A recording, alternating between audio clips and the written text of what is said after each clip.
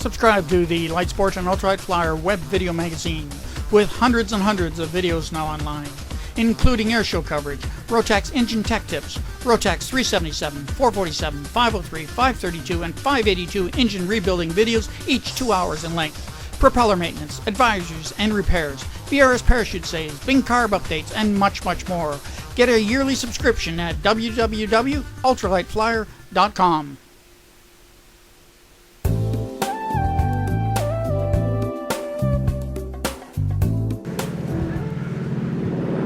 This is a gorgeous all-metal airplane we've got. Give me a little information. It is. We're talking here today with Eric Giles from Skykits Corporation, a former Canadian company now based in Paris, Tennessee. And so he's brought down here an airplane a little different than the rest of his line. He's got a number of STOL, short takeoff and landing airplanes. This is sort of the newest of the breed. It's called Rampage. Tell us a little bit about it. Tell us whether we've got slots or slats here. Stick my hand up here so you can see that all goes all the way through. Tell us how that works. Tell us a few things about the airplane, Eric. Well, what we have here is a tapered and swept wing. It's a 23015 airfoil, so it's almost a symmetrical airfoil.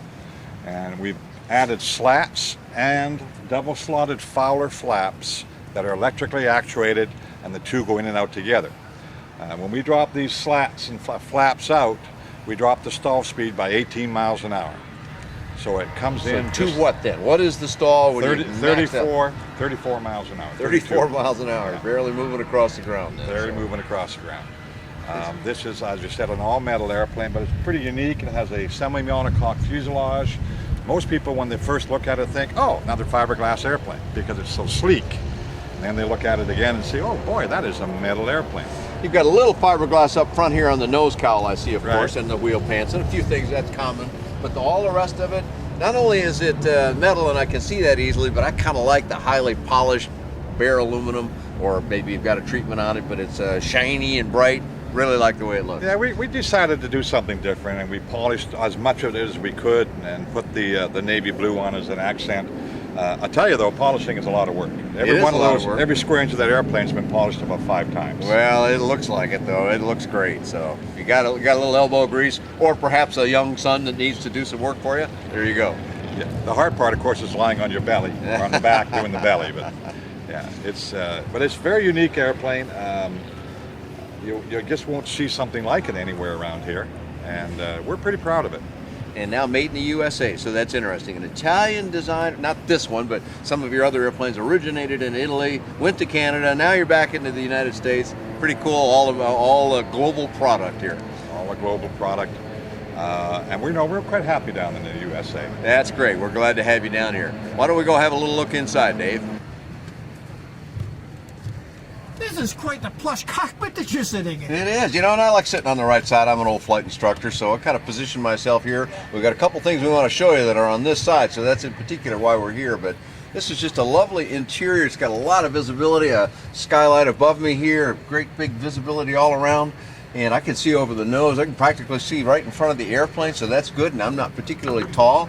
I've got some headroom in here, and we've also got a nice big hat rack, which Eric says will hold 45 pounds back there. And so you can put your travel gear and be able to get at it. That's kind of nice.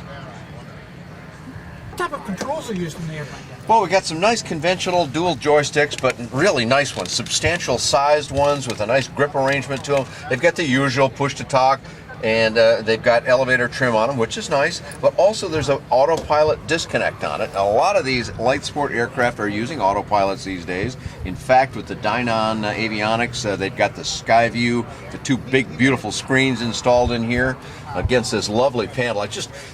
The Dynon Skyviews are impressive enough by themselves, but I just love the way this accent looks with the blue that they painted. It matches the exterior, and yet the bright polished aluminum. That's some work, but boy, it really gives a nice view to it.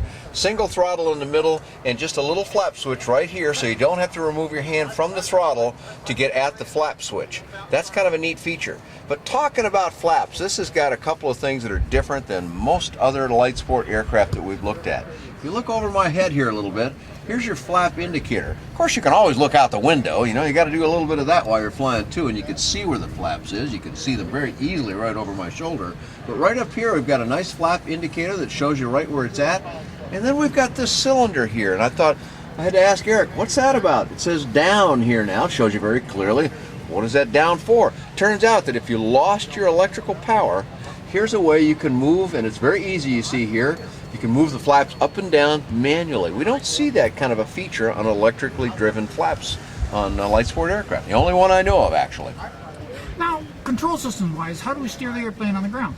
It's got steerable nose wheel, and it's got, as you can see down here, it's a nice open area down here. There's nothing in the middle, so you've kind of got room. You can move your legs around a little bit. I like that part too. Some airplanes kind of cramp you in, not this one.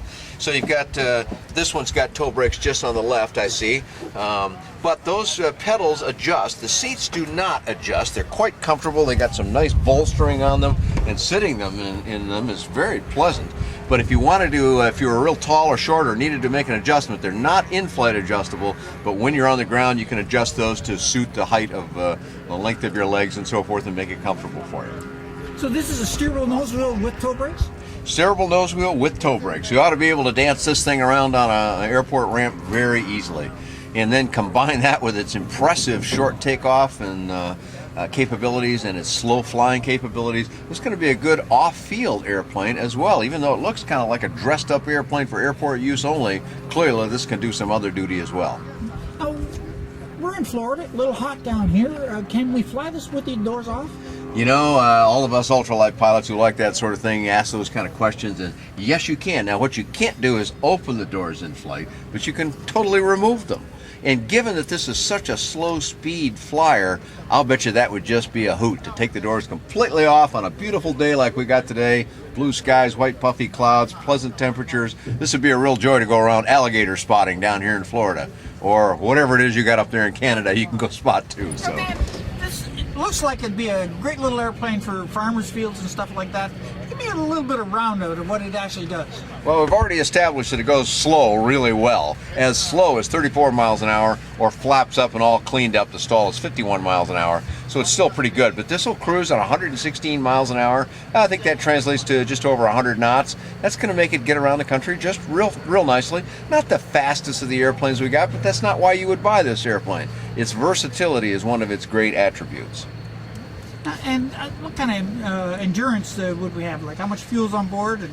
Well, she carries 21 gallons of fuel, so at the typical Rotax burn rate of, let's just call it 5 gallons per hour, and adding a little reserve in there, you're good for 3.5 hours before you ought to get back on the ground and get some more petrol.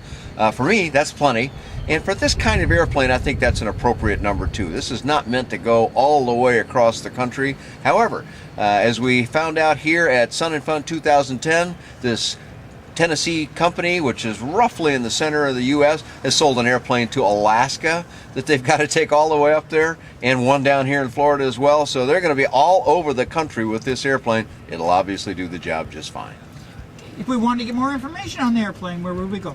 Well, you know, this company started out doing a lot of kit work, so their company is Skykits.com. SKYKITS.com.